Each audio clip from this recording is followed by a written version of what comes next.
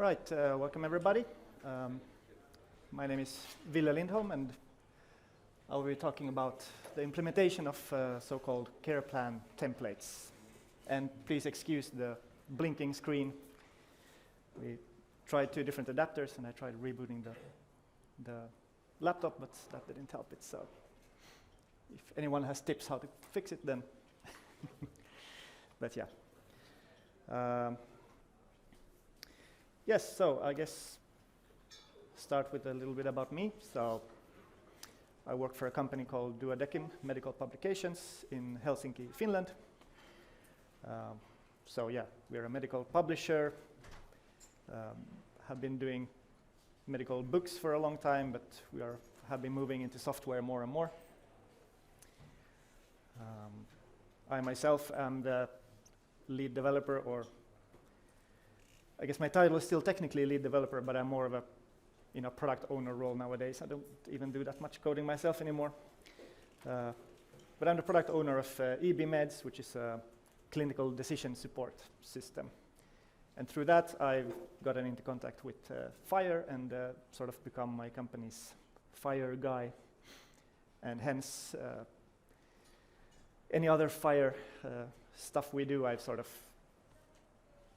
spent some time on that as well, on the side, so to speak. So this is one of those projects that I have been now working on a bit on the side and want to present to you. Yeah, and I should mention this, my company is basically owned by doctors and run by doctors, so it's very doctor-focused or medical professional-focused. So we have this problem statement, which is maybe something you have heard about before, that doctors click too damn much. They spend too much time clicking in an EHR, inputting different things and ordering stuff for their patient and so on. Not so much time actually having eye contact with the patient and having that connection. So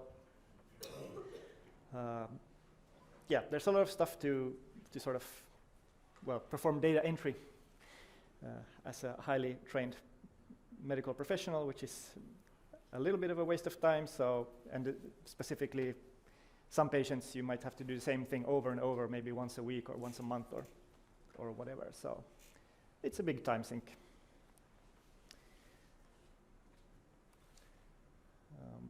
Of course, there's many EHR vendors here today.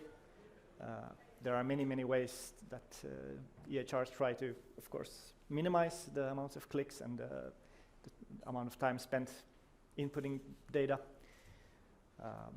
Different shortcuts or, ready-made things that you typically define sort of in your own organization, but maybe not so much nationally or so on. So yeah, there's no real standard way of doing this, as far as I know. And also, of course, the medical field is a very, living, breathing thing.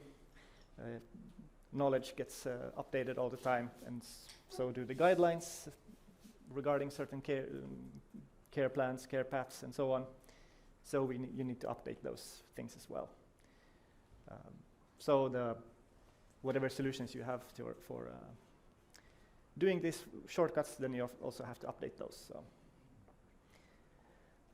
Also, usually complex conditionals, and I put complex into quote marks because by complex I mean that basically even something as conceptually simple as look at this lab value, if it's over the reference value, then you have to do this and not this, which might be already, it's fraught with all kinds of technical issues that then has to be solved for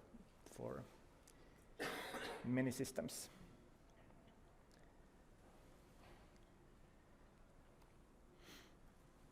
So what I'm actually talking about here is populating the patient's care plan.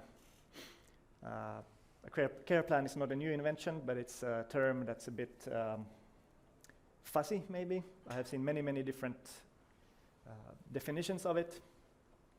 It's used a bit differently in different places. But at least for this talk, the care plan means just a document or a general plan that sort of defines or describes some patient's sort of long-term care.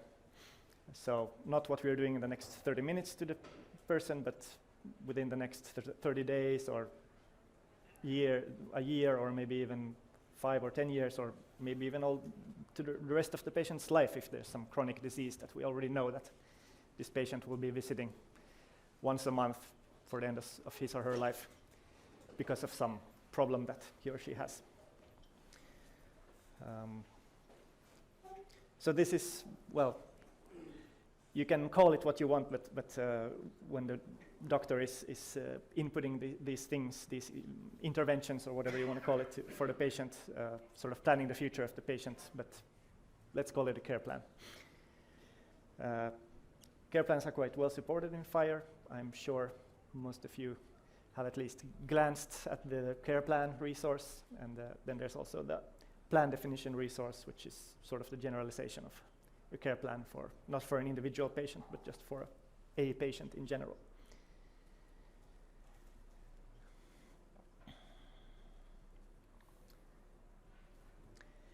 Like I mentioned, I'm from Finland, my company's from Finland, and just a few short notes about care plans in Finland, what's going on there. The idea is to have a sort of national repository for care plans. Here we're still, I'm not sure about the details, but I think we're still talking about more like a sort of human readable document that's centrally accessible, both by, well, the patient citizen himself through a sort of national web portal, and then of course the relevant medical professionals who have been given access to this care plan since they are caring for the person.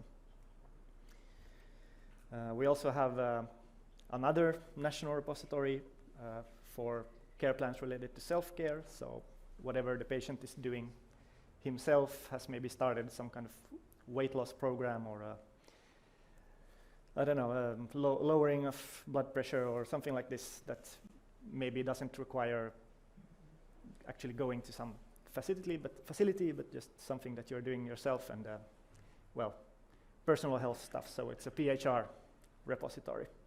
This one is actually FHIR-based, so care plan resources are actually in use there already. Yes, and there's a strong will to really make these care plans actionable. So not only to have the Word document sort of describing what the patient should do in the future or what should be done to the patient in the future, but also having actual, you know,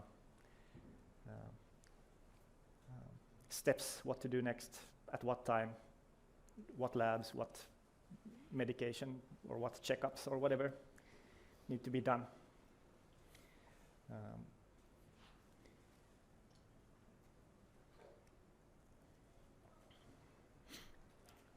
So yeah, going back to the reducing the clicks,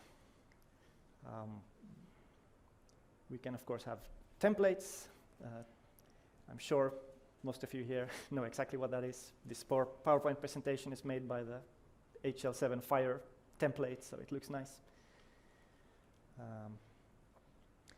And as coders, you have probably heard of the DRY principle, so don't repeat yourself. So if the doctor is doing the same thing over and over, there's a huge opportunity for time saving. There's a huge opportunity to reduce mistakes, since we are all human. And inputting data manually is, well, error prone. So we decided to take a harder look at templates and how can we sort of do it a bit more in depth than whatever might be out there at the moment.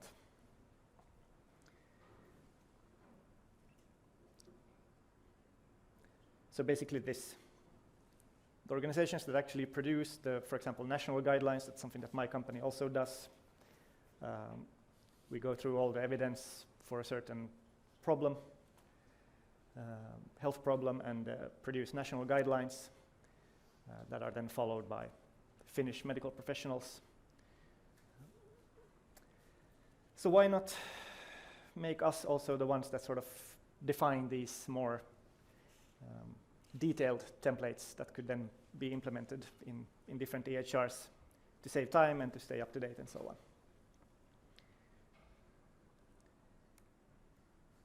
I was talking about national repositories for care plans and stuff, so why not also have a national repository for these templates? This is still not implemented. We are mainly looking at the sort of technical specs of the templates themselves, but this is sort of the long-term goal is to have a place where you can discover templates and so on, take them into use if you want to. And yes, I'll come to the last point in a second. This could also be a source of information for who provides clinical decision support.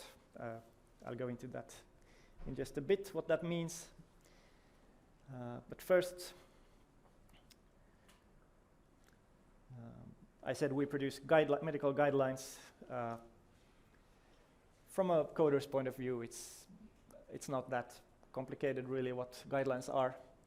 They're a set of actions to be performed by, on, or for the patient. The actions may have a certain order imposed on them, sometimes not. The actions may have some requirements regarding time, so if you take this lab test, you have to wait for a week to get the results, so don't do anything before that. And there might be more advanced conditional requirements, so only take this lab test if this other lab test shows some irregular value or something like this. So these are all things that are, as I said, very well supported in FHIR in the plan definition. Resource, we have actions, we have ordering of actions, we have time relationships within these, temporal relationships between these actions. I put 90% yes there. There's one little thing that we have to do ourselves with an extension. And conditionals are also supported. Here we are sort of diverging a bit from the sort of maybe usual or what the standard sets out, but I'll talk about that actually in the next slide. So conditionals, I already gave you an example, but well, here's another one. Things that are really easy to understand as a human, but of course you need to encode them somehow technically. The plan definition documentation talks about, for example, CQL for this, which is a great way to do these kind of medical logic expressions. So that means that they would be sort of in line in the plan definition resource. So you can actually see in that resource what the clinical reasoning behind this one part of the plan definition is, or the care plan is. But we took, or are at least evaluating a different route, and that's sort of outsourcing this conditional logic to a clinical decision support system. Huge surprise, since we also produce a CDS system, so great synergy for us at least. But in all seriousness, we see some benefits in this. Basically, maybe some easier handling of complex reasoning, like we have a whole infrastructure built around producing different clinical decision support rules, and we have some programming doctors that can actually sort of write these rules quite quickly and efficiently and correctly. There's also some terminology benefits, because I don't know if you saw Russ's terminology talks yesterday, but of course different organizations use different codes and code systems and so on, so it might be hard in a sort of compact CQL expression to take into account all the different codes that might be. I'm not a CQL expert, so maybe there is a good way to do this, but anyway, for example, our clinical decision support system maps all the codes to the relevant concepts, does that very well, so you don't need to think about, is this lab code actually correct for the concept that I'm trying to express here. In Finland we have this funny, actually speaking of lab codes, we have a funny lab code system that the lab codes are nationally defined up to a certain point, and then after that it's like a free-for-all. You can use, I think the codes are from 1 to 1,000, and that everything over 1,000 you can just pick a number, any number, and you don't have to care about compatibility even between different labs inside Finland, which is a bit regrettable, of course, but that's something that we can handle quite well. Engineer, yes? If you remove that logic from your plan definition, the reusability becomes less, right? I mean, everybody should then use your CDS. Yes, well, use our CDS or use a CDS, like we are not hard coding it, that it is ours that would be used. But you have not any more, like, a full definition of what the algorithm is? Exactly, yes. Or the definition is kind of outsourced. Like, of course, the actual logic will be then described sort of in human readable terms elsewhere, but the actual machine readable one might or might not be viewable straight away.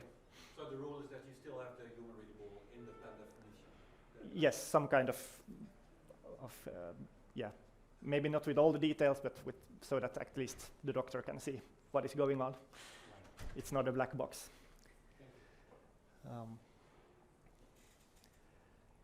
Yes, and another possible benefit is that we can then update the logic without necessarily updating the plan definition. If some, tweaks need to be done to some boundary values or whatever, since the medical knowledge keeps increasing, so it gives sort of immediate, or at least a possibility of sort of updating your templates immediately, unless there's of course some more breaking change needed.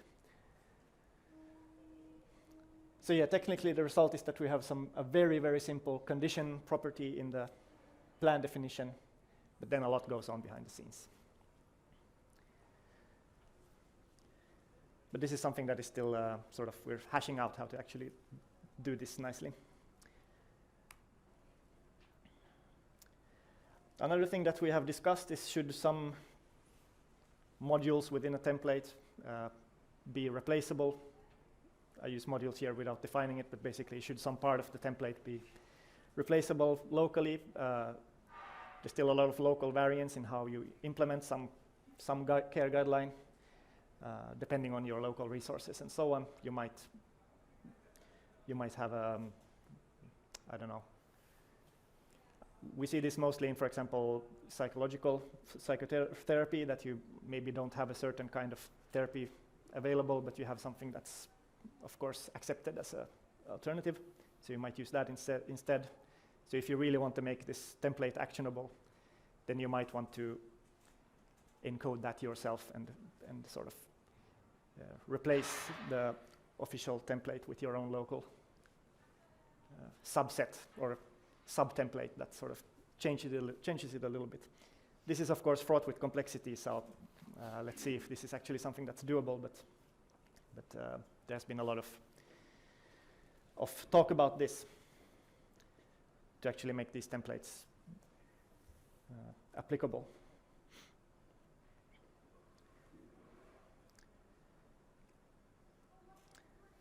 So a quick example, what it could look like. So we have so we have a sort of yearly protocol for a patient with some cardiovascular issues. So this is a more or less chronic issue. So basically, until the end of this patient's life, once a year, do a set of, check the blood pressure, which he measures anyway every day, do some lab tests, and depending on the blood pressure values and the lab tests, you do different things. I didn't open up the whole thing here because it gets quite big. So conceptually, we talk about when we are producing these templates that we have like green, yellow, and red tracks that you then can follow. So green essentially means everything is fine, don't do anything more. Yellow, then something needs to be checked up, and red is emergency. Very simple. So in that case, we have the plan definition, the big box, and then we have actions within that plan definition. So do once per year, these things, so ensure that the patient data, I don't even know exactly what patient data is needed, but some patient data in addition to the blood pressure data, which is the BP data, so just check that everything exists. Otherwise, you have to branch off already there and maybe communicate with the patient that, hey, we need this data. And then you have an order set of lab tests, so labs A, B, and C, that you book for the patient to go take. And then, depending on the results of those lab tests and the blood pressure data, this is where the clinical decision support comes in. Maybe, add some more visits to the doctor or some other lab tests, additional lab tests, or whatever needs to be done, or maybe nothing at all. And here actually we see then that, at least as we are thinking about it right now, if you want to sort of replace parts of the care plan, or the template, then that would be basically that we have plan definitions within plan definitions. So basically this lab order set is kind of like a module that can be replaced in its entirety, perhaps.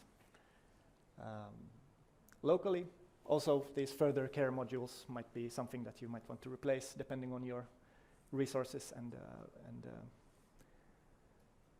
maybe even your philosophy, how to care about certain patients. One other question here. Were you actually able to specify the do once per year in the plan definition? Yes. There's all these periodic actions that can be defined. So once a year, or there's a very rich set of sort of relations that you can do with actions. So that's very nice, actually. Yes. Are you embedding the activities in the CarePlan resource, or using external reference like procedure requests?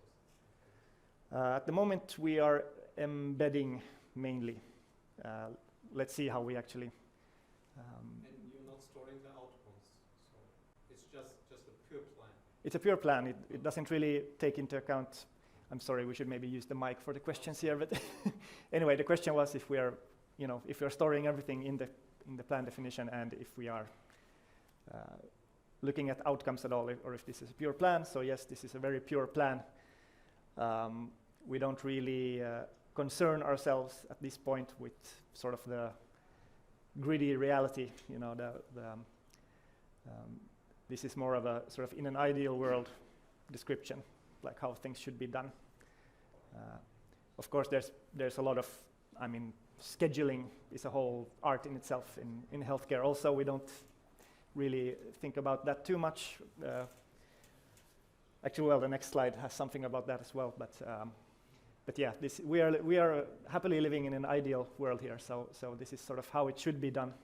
Of course, then in practice, when this is put into some UI somewhere, the doctor will be, clicking that, okay, activate this template for this patient, but then he or she probably has to do a bit of tweaking to actually make it work in their organization. So this is sort of the next step in this project, is to we're taking some first steps into building a UI for this. Yes, so about scheduling, there's only one extension that we really have needed to do to the plan definition, and this is like the ideal time of something, when something should happen. So doctors usually work in the way that, once we have done action A, then we have to do action B between.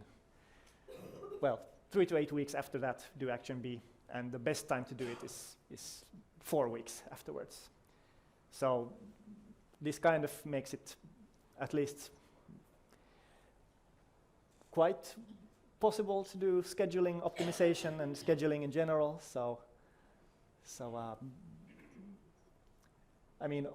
A time range in itself is of course already enough to do it, but if you really want to know like what's the sort of optimal time, then that's something that we add to this ourselves. At least our doctors think in these terms quite often, that basically this is the best time, but maybe you can do it a little bit earlier. Usually you can do it a little bit earlier, and then you can wait quite a long time. the principal example, I already told you that you have to wait for a lab test to finish, so that's a very strict waiting period. But then, for example, physiotherapy, you can maybe start a little bit earlier than the optimal, but then you can also wait basically forever if you want to. The patient might not want that, of course.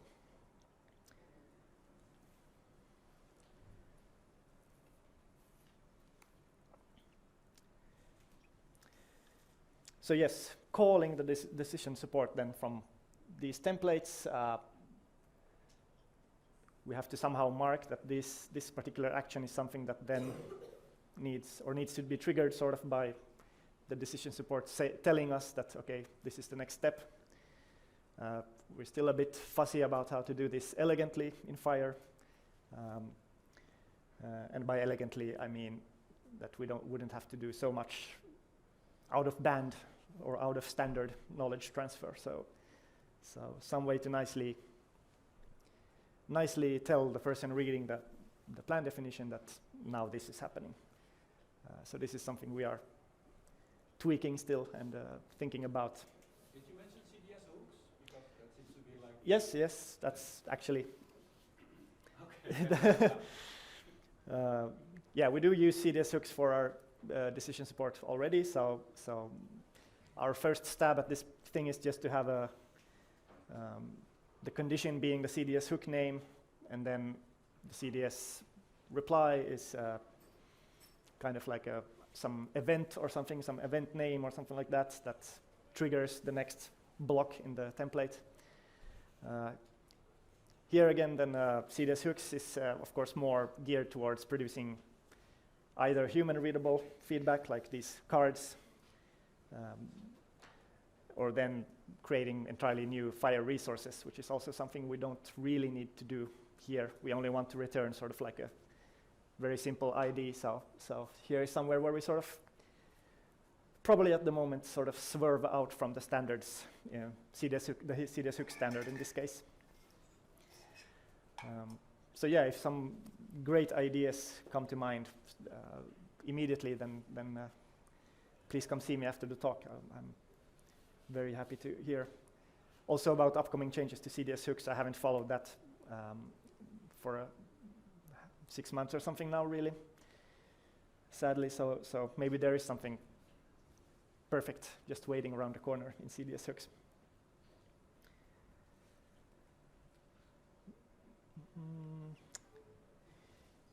Yes, so that's basically what I had to show you.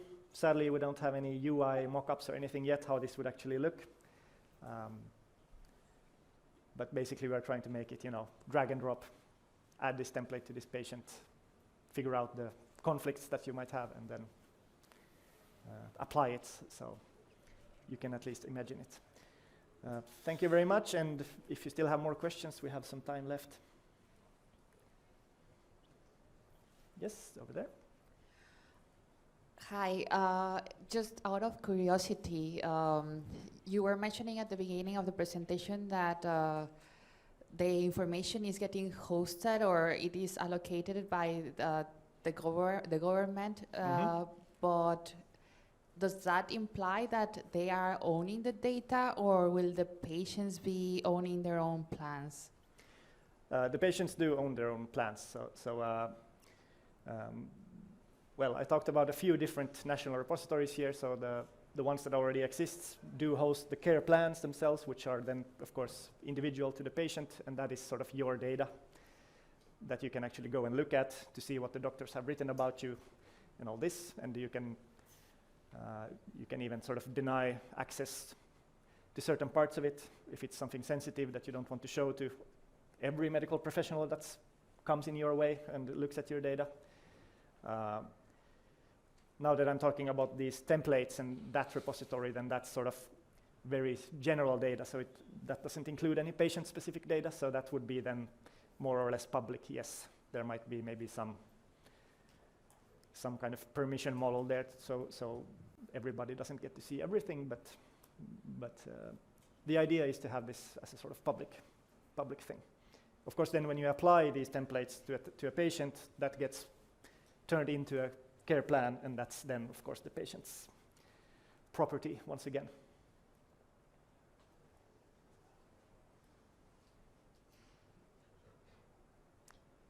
Yes? When I'm not mistaken, there are two resources that play an important role here, right? That's PlanDefinition and CarePlan. Yes. Can you elaborate more on the relationship between these two? On the difference between CarePlan and how they relate? yes, so FHIR has this model basically that you have these definitional resources, and then you have sort of, I don't know what the term is, but like factual resources, or what do you want to call them. So you have a definition of something that's a very general case that tells you sort of how to do something very generally, and then you apply this definitional resource to some situation or patient in this case. So that's then sort of produces a care plan for that patient. So I don't know what would be a good analogy. Well, let's take the PowerPoint template thing that I was given the PowerPoint template by FHIR, and then I used that template to produce an actual PowerPoint presentation. So it's like the actual in-use kind of resource, and then there's the resource that sort of specifies how it should look, how it should be done.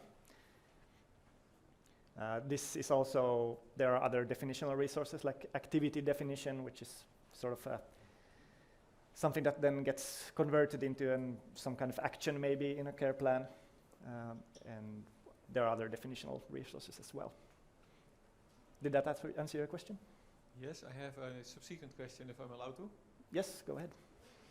Does the specification say anything about what needs to happen when the plan definition is updated for existing care plans? I'm not sure, but I believe that basically once you have sort of applied the plan definition to a patient, then that's that. So then you sort of forget about the plan definition, and then you only look at the care plan. Of course, if you want to, then you could build some kind of system to sort of sniff at the old plan definition to see if something changes, but I think that would be sort of something that's not really specified in the standard. Thank you. Thank you. I saw someone else raising their hand here, but maybe not. Someone just stretching.